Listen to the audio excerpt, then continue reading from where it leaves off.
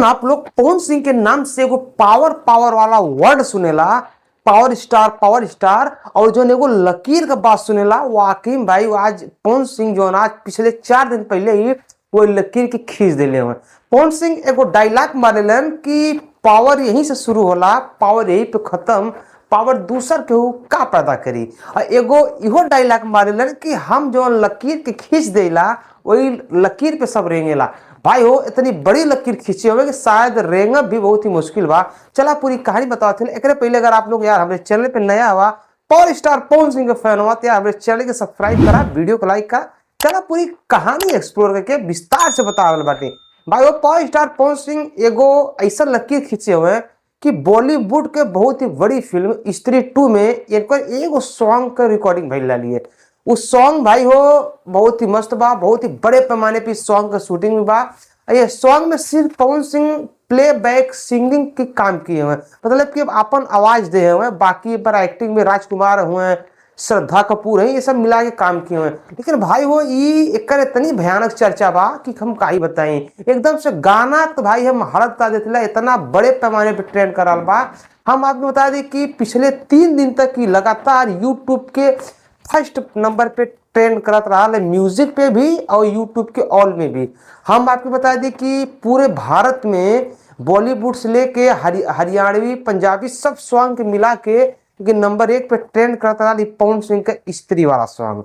अब हम आपके बताओ चाहे कि आज 3 दिन 4 दिन बीत गए बा। चला हम बताओ चला कि अभी तक एक कितना व्यूज भैल बा, कितना लाइक हो गई बा, और ये कई नंबर पे ट्रेंड कर रहा बा।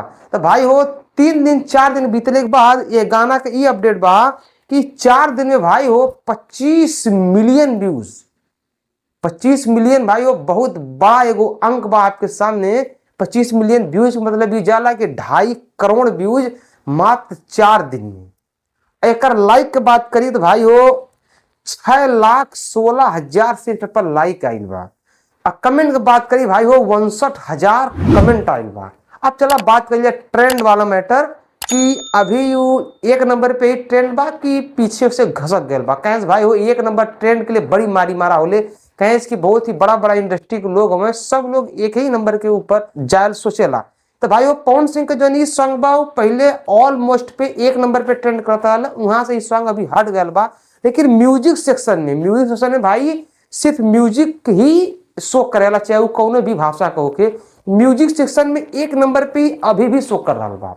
बगल में स्क्रीन शॉट हुई आप लोग देख लिया भाई, वो 1 नंबर पे अभी भी सॉन्ग शो कर रहा बा। अब आप ये कहा कि पावर स्टार पवन सिंह के आज एक पहले भी भोजपुरी गाना आवत रहा, लेकिन इतना बड़े पैमाने पे तो हिट ना कर रहा। एक कारण का भाई, कारण हम बता दी। एक तो जो फिल्म बा पहले से ही सुपर हिट रहा, एक 2 पार्ट आ रहा बा।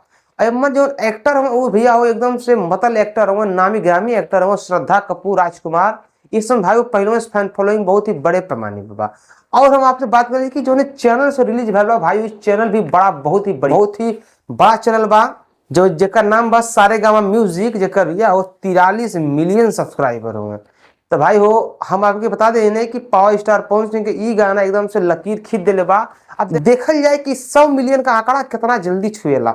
उससे तो भाई हो हमें तो लग रहा बा कि जो हिसाब से चल रहा बा ना, देखिए 1 महीना जा 100 मिलियन का आंकड़ा टच कर ले चाहिए। इससे आपका का कहना बा नीचे कमेंट करा। हम भाई हो अगर आप लोग हमारे चैनल पर नया हुआ यार तो पवन सिंह का सपोर्टर हुआ, हमारे चैनल को सब्सक्राइब करा, वीडियो को लाइक करा। चला मिले थे अगले वीडियो में, तब तक ले नमस्कार, बाय प्रणाम, हर हर महादेव, जय श्री राम।